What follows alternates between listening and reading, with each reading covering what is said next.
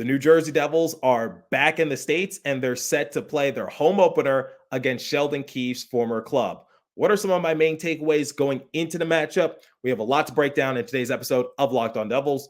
Buckle up, everybody. You're Locked On Devils, your daily podcast on the New Jersey Devils. Part of the Locked On Podcast Network, your team every day. Hi, this is Bryce Salvador, and you're Locked On Devils with Trey Matthews. Elliott scores! Oh, Stevens stepped up, nailed it. Brodor's got the puck. What a shot. The Devils win the Stanley Cup. Alrighty now, what is up, New Jersey? Welcome back to the Locked On Devils podcast here at the Locked On Network. I'm your host, college hockey play-by-play announcer, Devils Drive Pucks and Pitchforks, and also part-time credential media member, Trey Matthews. Before we get into today's episode, let me give you guys a brief life update. As you can see, if you're watching on YouTube, I am back on the East Coast. And for any of you who've been wondering where I've been the last few days, I've been fleeing. No, not the country. I don't think anyone is after me in that sort of regards. But for any of you who don't know, I inked an internship with the Florida Everblades, and they're based in the Fort Myers area. And unfortunately, we've been hit with Hurricane Milton, and it's a Category 5 hurricane. And I felt as though it was best for my safety to flee Florida for a time being, come back home, and just hunker down here for a few days and wait for the hurricane to pass by. Don't worry, I am in great spirits. It's not an easy thing to plan a last-minute trip, and the airport was certainly hectic, but I am alive, I am well, and I'm going to be fine. And my thoughts, prayers, and heart go out to people who are currently being impacted by Hurricane Milton and also dealing with the repercussions of Hurricane Helene. And I will actually leave a link in the description if you want to donate to the cause. And also, I know I posted this on my social media, but due to Hurricane Milton and me having to change up my travel itinerary, I will no longer be traveling to North Carolina to cover the Devils on October 15th when they play the Carolina Hurricanes. But here's some good news. I will be at the Prudential Center for opening night. So if you're listening to this episode and you're making your way to the Prudential Center, don't be afraid to come by and say hi. I also plan on traveling with the Devils to Washington, D.C. when they take on the Capitals. But that's sort of my brief life update. And let's get into today's episode. We're going to talk about the Devils' home opener against the Toronto Maple Leafs. They've already opened up their season in Prague against the Buffalo Sabres, coming away victorious in 2 matchups, and they're off to a 2-0 start.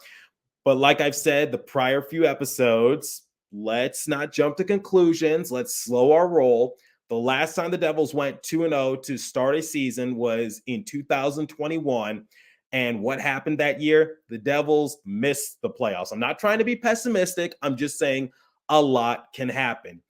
In the first segment, I will play a soundbite from Nico Hischier shortly after a Devils practice. He talked about the meaning of this game, the defensive execution from his team, physicality, and I sort of want to react to that soundbite. And then in the second segment, we'll go into a little bit more detail because I did see a little bit of the Maple Leafs and Canadiens game, and the Canadiens came out victorious by a score of 1-0. It came down to goaltending.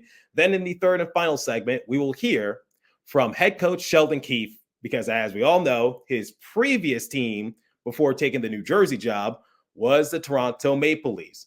Now, without further ado, let's play the Nico Hischier soundbite shortly after a Devils practice.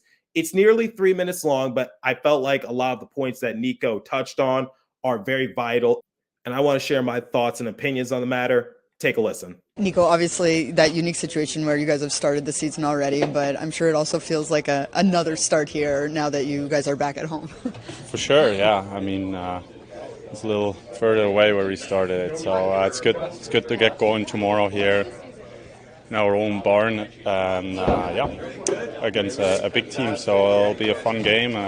Expect New Jersey fans to be there, and it'll be loud, and we should all be pumped up for that game. Obviously, there's always excitement of starting at home and everything, but is there that added moment of knowing that Sheldon is going up against his former team? I saw him leading the stretch circle today. There. Yeah, I mean, we know. We obviously all know. get that win would be huge, and I think everybody got this little extra motivation in himself for sure. Home opener, we know he was coaching the team for a while, so we definitely should be pumped up, like I said, for that game. Nico, what did you like about the way you guys transitioned from the preseason, obviously not getting those results, but then it almost looked like the second you guys dropped the puck in game one, you were able to turn it on and do what was being asked of you guys? Pretty much that. I think we've played a really solid game, both of them, and we didn't give them too much, and we were just working really hard. And it's not an easy league. You got to work hard every night, and sometimes you even lose games. You're still working really hard, but that's just how it goes. But you got to bring a consistent level of compete, and that gives you more chance to win games, and that we got to bring every night. And I think we did it two times already, but you got to do it 82 times. Defensively, what do you like about the way this group has come together, right? We know how much firepower there is with the top-end talent, but it really seems like honing in on those defensive side of the games, keeping your opponents to the outside. What's different for you guys? Yeah, I mean, we got some big guys coming in here. Boxing people out early is a big thing for our game. I think if you're not letting people come in the inside, it's hard for them to score. So I think we've done a good job to protecting our inside, our slot, and just got to keep doing that. If there are openings, good players will make plays in there, and then it'll be really dangerous. But I think for most of the two games, we did a pretty good. You can always be better, but we did a pretty good job. Limited those scoring chances again. All right. As I've said already in today's episode and prior episodes, this is game 3 of 82, but there's still some significant meaning behind this matchup. It's a revenge game, if you would, for Sheldon Keefe, who's going up against his former club. It's a home opener for the Devils. They get to play in their own barn in front of their own fans, and I'm sure everyone is excited. I have no doubt in the back of my mind that the Rock is going to be bumping. And I think the Devils can use sort of that home cooking after taking a lengthy trip to Europe. So this game, it's not a matter of life or death. Obviously, there's no playoff implications, but it is going to be a bit of a challenge for New Jersey. And we'll talk a little about that in the third segment because Sheldon Keefe talked about it post-practice. One of the things that's going to happen throughout the course of the year for this Devils team is that they are going to face adversity, similar to a lot of other teams in the league. But what makes the team is like, how do you bounce back from that adversity? Unfortunately, last season when the Devils were met with adversity, they came out on the short end more times than not, and that's why they missed the playoffs. But now, since they've revamped their roster, they added physicality, toughness, grit, determination. It's a new roster compared to last season, and I think it's for the better because this Devils team, the last couple seasons, a lot of the complaints from the Devils discourse was that this team was a little too soft, and going up against this Maple Leafs team that is bound to make the playoffs. How far they go into the playoffs is still up in the air, but if history repeats itself, then they'll most likely get bounced out in the first round. But it shouldn't take away from the fact that Craig Berube is gearing this team for the playoffs because they have a lot of generational talent on this roster. And it's a good early challenge for Sheldon Keefe and his squad. I'll talk more about what I saw in the Maple Leafs game against the Montreal Canadiens and some of my key players to watch momentarily. But before we continue, let me tell you guys about Indeed. If you need to hire, you need Indeed. Indeed is your matching and hiring platform with over 350 million global monthly visitors, according to Indeed data, and a matching engine that helps you find quality candidates fast.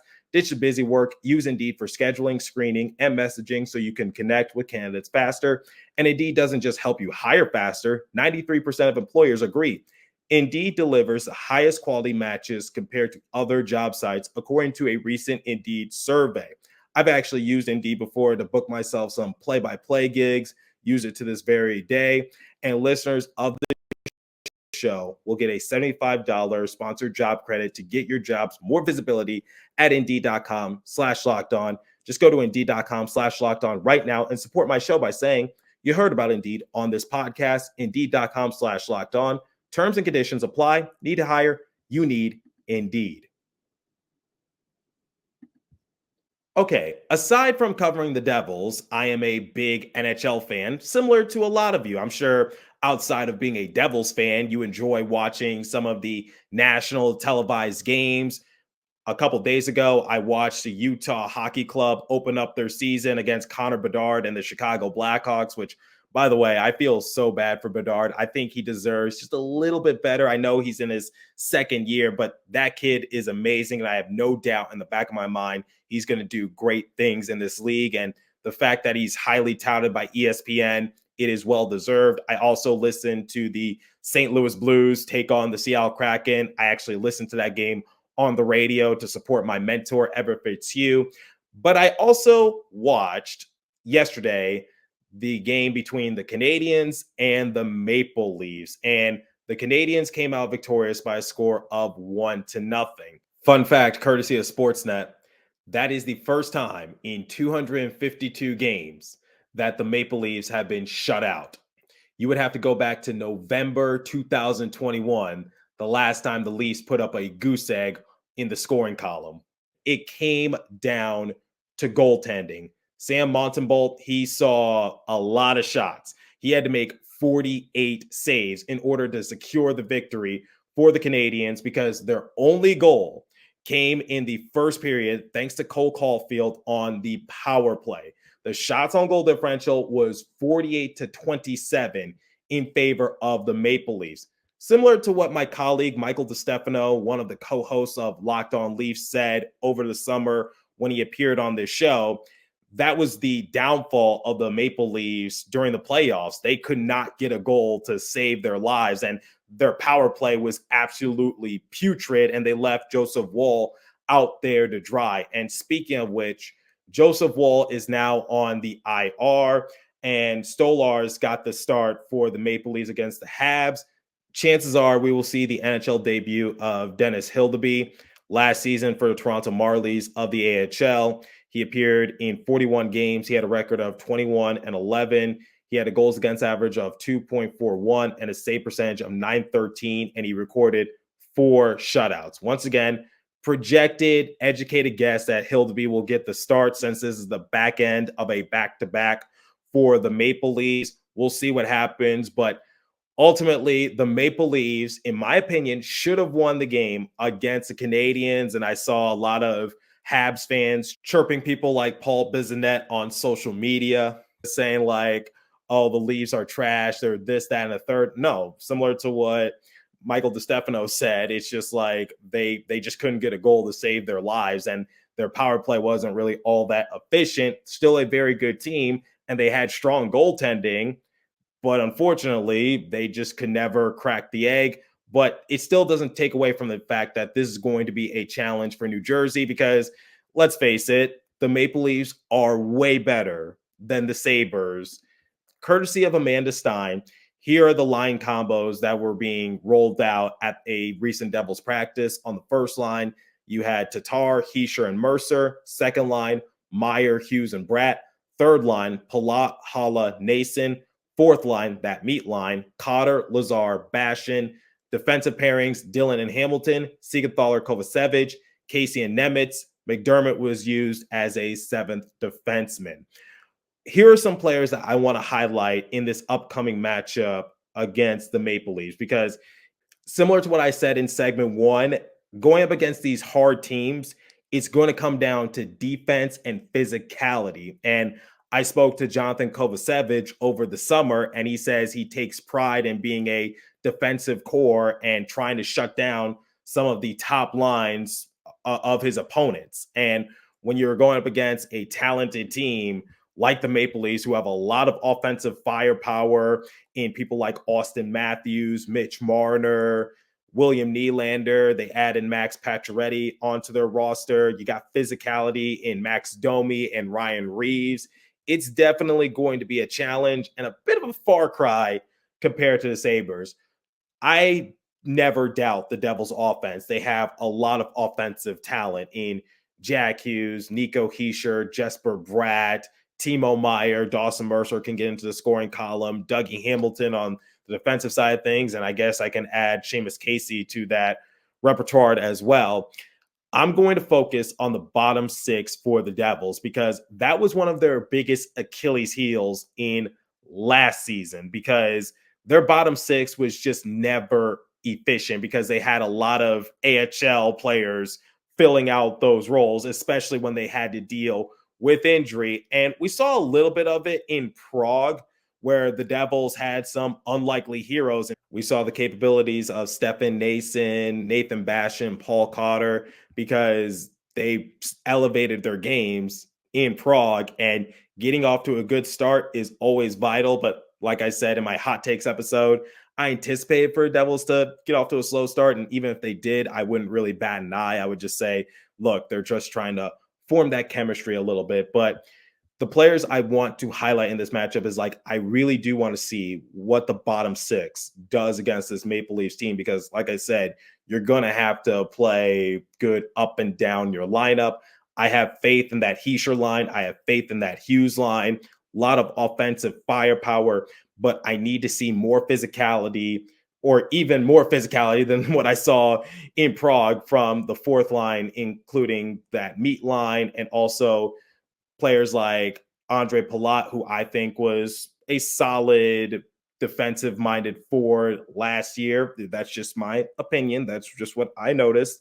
Eric Haula, same way, decent two-way player. And Stefan Noesen, who I feel as though is one of the better forecheckers on the Devils roster. Just based on what I've saw in preseason and also Prague, Noesen has definitely showcased what he can do in terms of being physical. And I think that's what it's going to come down to. And then on the defensive side of things, I am really intrigued with Jonathan Kovacevic. I told you guys I had big expectations for Kovacevic, but I'm going to be completely honest with you. I did not expect for him to find a role for himself in the Devils' top four this early. But obviously, when you're dealing with injuries to people like Brett Pesce and Luke Hughes, that does open up some spots. But Jonathan Kovacevic made the most of his chances. And I really am looking forward to see what he can do the rest of the way, because I think he's going to make it a tough decision for people like Sheldon Keefe to make him a healthy scratch when the Devils are back at full strength from injuries. I am really impressed with Kovacevic. I said he was an underrated get for Fitzy, but similar to what Kovacevic told me over the summer, he takes pride of being a defensive core and shutting down some of the top lines across the NHL, and it includes the Toronto Maple Leafs. So looking forward to seeing what he can do. So once again, my takeaways going into the matchup against the Maple Leafs to open up the Prudential Center for the 2024-2025 season, similar to what Nico said, comes down to physicality, defense. Players I want to highlight are the players that elevated their game in Prague. I want to see if they could do it against a top-notch team like the Maple Leafs. Noesen, Cotter, Kovacevic, Bastian. In fact, bottom six in general, and defensemen that might get overlooked, including Kovacevic. Want to see what they could do from a physical standpoint, and also just keeping that aggression against a perennial playoff team like the Maple Leafs. And before we play Sheldon Keefe's soundbite and hear his thoughts going into the matchup, let me tell you guys about FanDuel. Hey, NFL fans, you can start the season with a big return on FanDuel, America's #1 sports book. So when you get a hunch in the middle of the game, you can check out the latest stats, view live play-by-play, and so much more on the same page where you place your bets. You'll get started with $200 in bonus bets guaranteed when you place your first $5 bet. That's FanDuel.com. Visit FanDuel.com to look at the odds. And please remember to always gamble responsibly. Now, before I close out today's episode, here's what head coach Sheldon Keefe had to say in terms of the strategy and game plan going up against his former team at a recent Devils practice. Take a listen. We've got to get into that rhythm quickly and look to, build off the positives from Prague, knowing that it's going to be different. It's going to be more challenging, both because of the opponent and now we went out to Prague and sort of trying to find our game, and after not a great preseason, And now we come back, and now you feel a little bit better about yourself. But we've got to make sure we're ready and keep building our game, because we're going to need another level than what we had in Prague to be able to contend with Toronto. You talk about finding your game. Where are you think, after evaluating those 2 games? Are you in that process as a group? I thought in Game 2 we showed a lot of what we would like to be about. And lots of examples to go through with the players. Still some things inside of there that we're able to teach and improve upon, and we're going to have to be buttoned up on tomorrow. But considering how early in the game we are here, I was happy with how we were able to put it together. For the early going of Game 1, in order to get control of the game, not as good after that. But really from start to finish in Game 2, I thought really representative of what we want to be about. And how would you describe what you want to be about?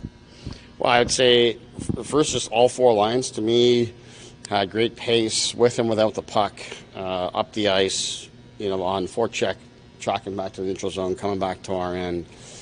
Created our offense with lots of purpose and intent, lots of work ethic. Also just played patience. We were comfortable in that it was a 1-1 game going in the third period. We didn't panic. We didn't force anything. We stayed with it, waited for our opportunities, and once we got them, our good players made great plays. So that was a good recipe for us. I thought we could have been rewarded a lot more to have a bigger lead going into the third, but didn't get frustrated with the fact that we didn't. Just stayed with our process and trusted that it would come through in the end, and it did. I told you guys, preseason does not indicate that you're going to have a good or bad regular season. Preseason is strictly for practice and experimentation, and I think the Devils showcase what they're capable of doing after their 2-game series in Prague against the Sabres. Once again, similar to what Nico and Sheldon said, it's an early challenge for the Devils. It's not life or death. There's no playoff implications, but you still want to see how you compete against some of the best in the NHL. And I think the Devils can rise to the challenge. And if they don't, not the end of the world, just back to the drawing board and see what you need to work on. But anyway, let me know what you guys think about this upcoming matchup against the Leafs. I'm curious to hear your thoughts. Leave a comment down below if you're watching on YouTube. If you're listening on podcast streaming service, hit me up on my personal X Page app at TreyMatt4 or the show's X Page app at Locked On Devils. As for today's episode, that's all the time I have for you. Once again, if you see me roaming around the Prudential Center, don't be afraid to come up and say hi. Love meeting new people. Continue to stay safe. Have a wonderful day, New Jersey. Go Devils. I'll catch you guys next episode. Thanks for listening once again.